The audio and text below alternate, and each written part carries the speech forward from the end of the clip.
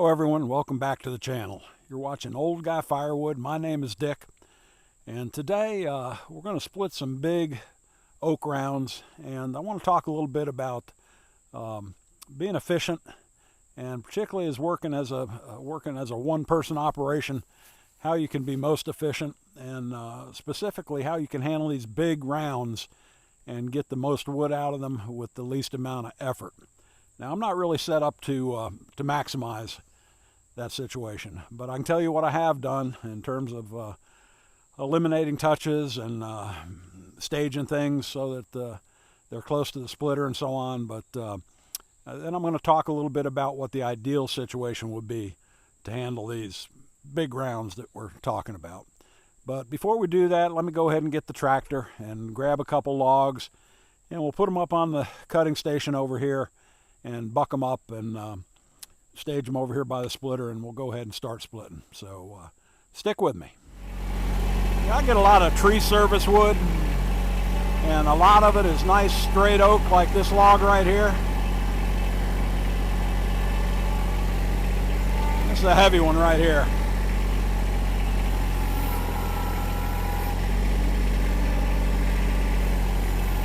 But this stuff has a lot of great wood in it.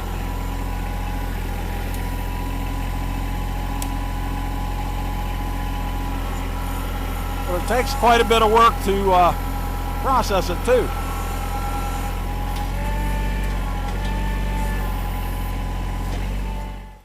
And I often ask myself when I'm working with these big rounds like this, you know, you take a big round and you put it on the splitter and you wrestle it, and you it just takes a lot of work to get it split down. When you get done, you've got a nice big pile of firewood, but man, you've put a lot of effort into it too. Let me go ahead and get this saw cranked up, and we'll go ahead and cut some rounds. Got to mention before we get started here, I've got my Hard Working Man t-shirt on today. Heath and Rachel over at Hard Working Man, great channel. If you haven't seen it, you need to go ahead and visit Hard Working Man's channel. Yeah, Heath and Rachel provided these shirts at the Woodsman's Fields Day Expo up in Boonville, New York, which I went to last weekend, along with Easton Made Wood Splitters. So Andrew Easton and Heath and Rachel arranged to have these shirts for everybody, and a great shirt. And as I said, if you haven't gone to Hard Working Man's channel, you need to do that, and you need to check out Easton Made Wood Splitters. And I'll put links in the description for both of those. But yeah, Andrew Easton, a great guy, makes great machines.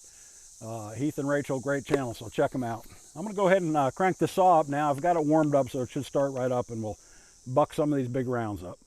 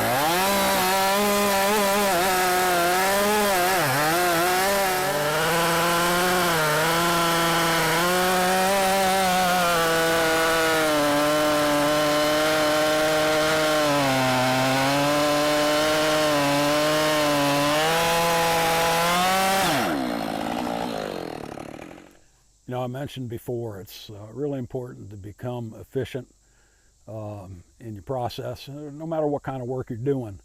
Efficiency equates to less physical work and more profit. But it's particularly important when you're working alone, because when you're working alone, if you're not working efficiently, you're going to wear yourself out. You're not going to produce much. And the end result is, when you figure out what you're working for per hour, it's not very much. But as I mentioned, I've eliminated a lot of touches in my process. Of course, having the tractor with the grapple has been a big thing for moving logs and getting them over where I need them, and putting them up on a bucking table and bucking them. And having a good splitter, commercial splitter, is critical. I've got the Wolfridge Pro 28C, and then the other thing is, just as I say, eliminating touches. And let me kind of show you what I've done. Years ago, when I cut firewood, I'd cut it. Had a little single knife splitter that was slow. I split a lot by hand, but I would cut it, split it, throw it in a pile, and then later take it and stack it, touch it again. When I got ready to deliver it, I'd hand load it in the back of my truck and deliver it, and then have to hand throw it out. But what I've started doing is using these IBC totes, and so when I split the wood, it comes right off the end of the splitter into the IBC tote. So I've touched it to get it to the log lift, and I've put it up on the splitter and run it through, and then I've touched it to get it into the IBC tote. But really, that's the last touch I have, and that's been a tremendous savings of time versus what I did years ago. Once I have it in the IBC tote, I store them to dry. And say I got a bunch of them over there in the background, and when I get ready to deliver, I pick them up with my tractor, with the forklift, and dump them in my dump trailer. And I drive my dump trailer to the customer's location and I dump it. So when I'm putting them in here from this table, that's the last touch. But that's a touch, and that's a touch that can be eliminated. The other thing that's kind of inefficient at this point is that with these big rounds, particularly with these big rounds, once you get them up on the splitter, you push them through and you might break them into 4 pieces. I'm going to try the 4-way. Or you might take the single knife and break them in half. But then you have to manually pull them back, place them back on the beam, run them through again, manually pull the big chunks back, place them on the beam, run them through again, get them split down to the size that you want before you can put them in the tote. So that's an inefficient part of my operation at this point too. And I'll talk a little bit about what I can do to eliminate that problem and what I can do to eliminate the touch into the IBC tote. But let me go ahead and split some of this up first, and you can see how my current process works and how labor intensive it is. Again, when you're working alone, having a log lift is critical. I mean, you can't, these rounds are probably at least 150 pounds a piece.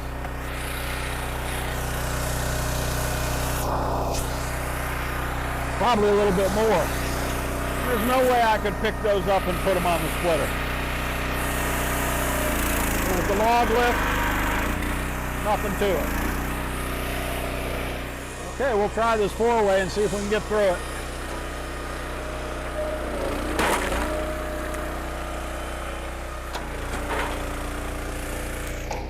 There you go. Big piece on the ground I got to pick up. Got to move these over here.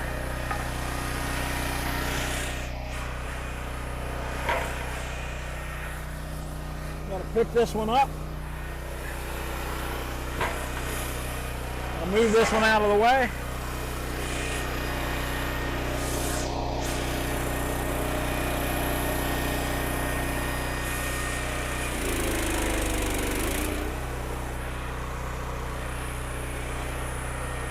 Put these down one more time.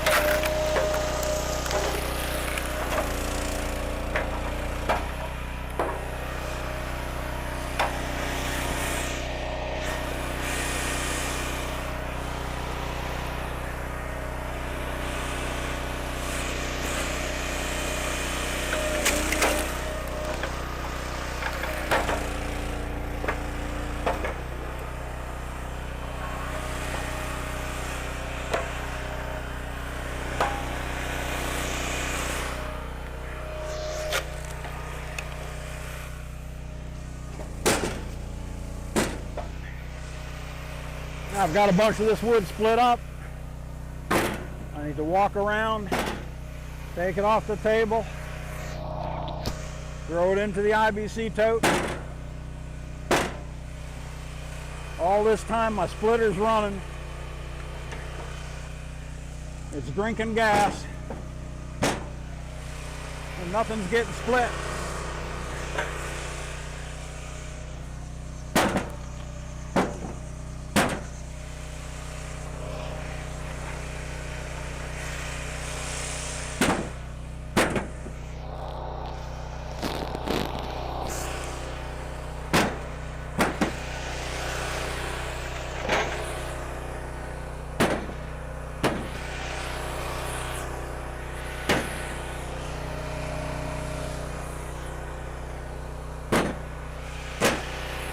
That's pretty inefficient.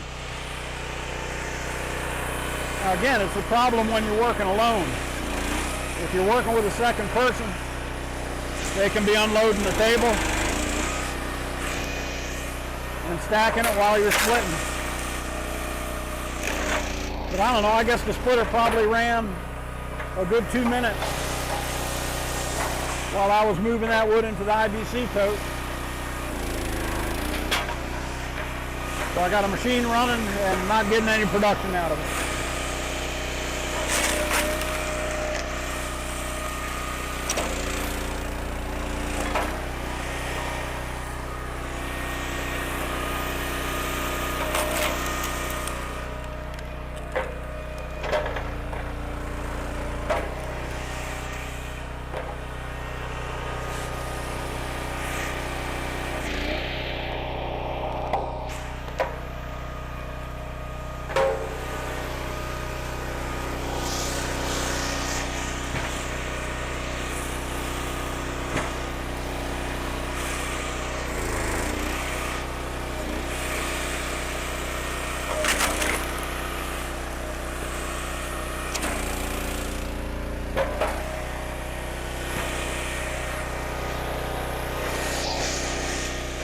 A lot of manual moving back.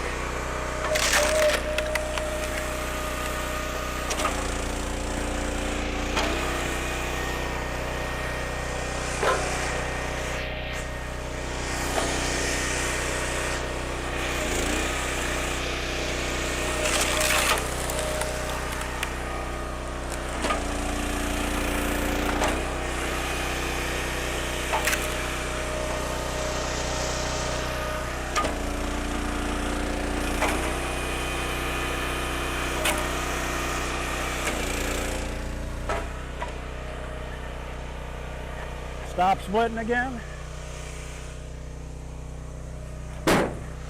Move the wood off the table into the IBC tote.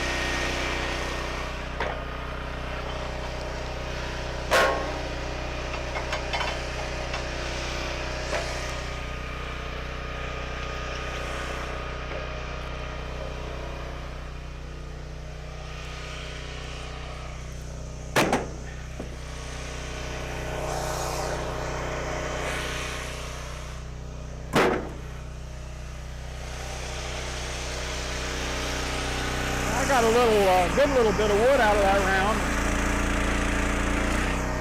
How long did it take me? Well, look at me, I'm soaking wet.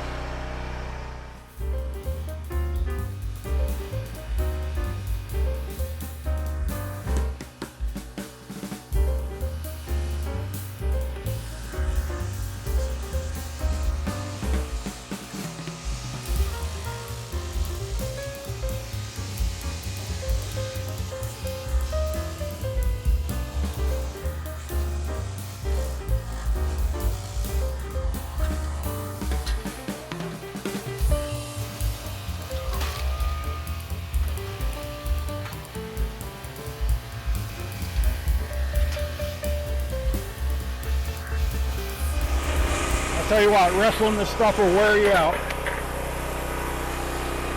Like I said, you get a lot of wood out of it, but you have to put a lot of effort into it too.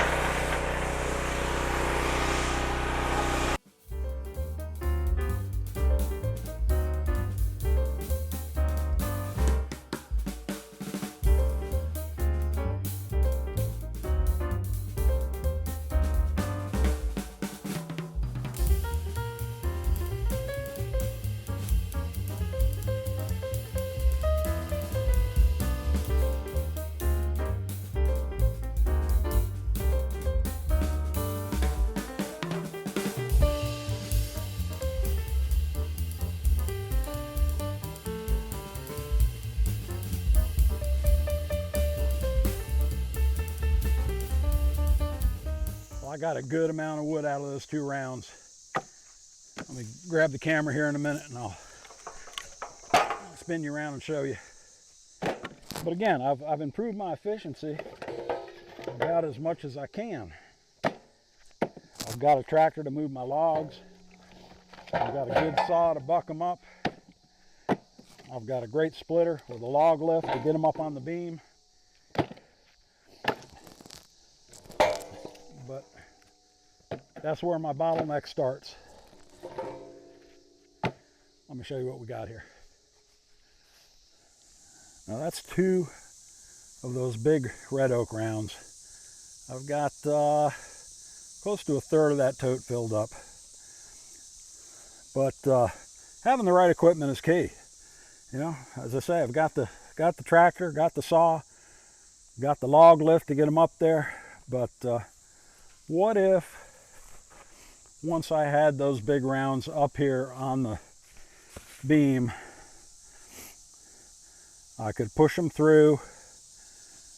The splits would be the size that I want. The machine would pull the log back. It would push them through. I'd get more of the size splits that I want. It would pull what's left of the log back, push it through again.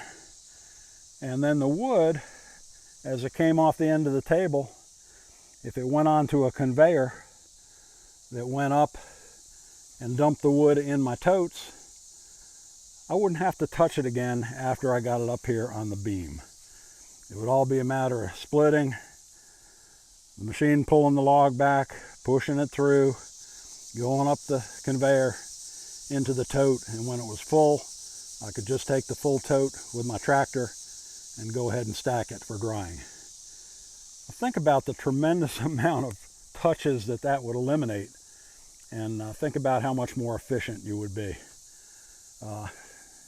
I'm soaking wet now. I mean, it's a lot of work manhandling those things. But I'm going to show you a video of what I'm talking about. This is Brad from Firewood at the Furnace. Great YouTube channel. If you haven't seen it, go over there and check him out, Firewood at the Furnace. But he's using an Easton-made 1222 splitter with a box wedge, and as you can see, pretty effortless. The machine pushes the wood through, brings the block back, pushes it through again until it's all gone. A perfect example of having the right equipment to maximize your efficiency.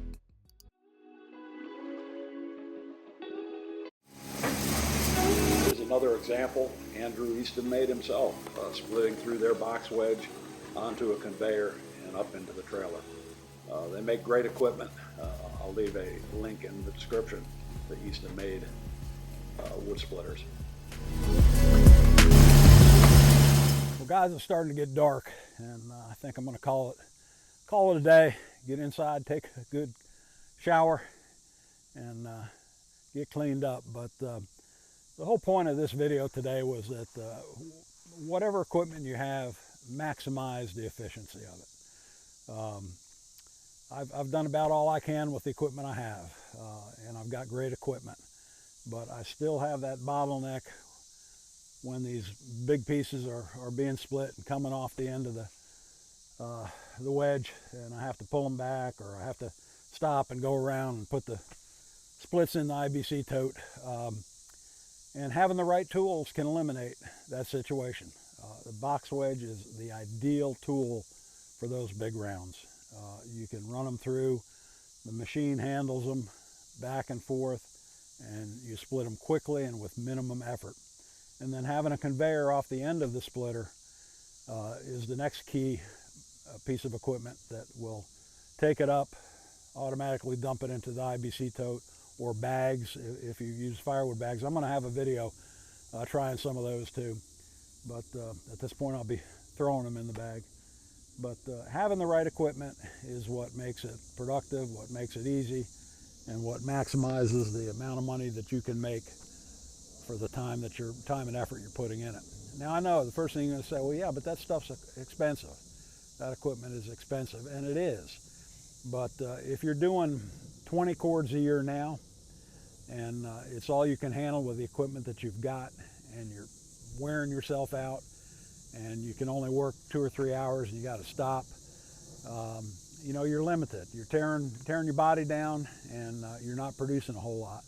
And yeah, it costs a lot to get into a commercial splitter or box wedge and have a conveyor, but you know, over a 2 or 3 year period, that equipment will pay for itself. And of course, there's a big depreciation tax write-off too on capital investments like that. So it's not actually costing you what the equipment cost, because you have quite a big tax savings too. But yeah, equipment is key, and I'm going to try to step up to the next plate and the next step, and see if I can't increase my productivity. As I say, if I'm doing 20 cords a year now, and I can double my output or triple my output with less physical effort and just having the right equipment to do it, then it makes sense to do it, because it will pay for itself in a short period of time. But I think that's it for today. As I say, it's getting dark. I'm going to head inside, and I hope you got something out of this video. If you did, please leave a comment down below. I love your comments. Please subscribe and like the video if you're not subscribed already. But I do appreciate all my subscribers, and I had quite a bump in subscribers since Boonville too, and I appreciate all my new subscribers. I really do, and I certainly appreciate all my old subscribers. But until the next video, as I always say, the best advice I can give you is to keep moving. So keep moving till then, and look forward to seeing you on the next video. Thank you.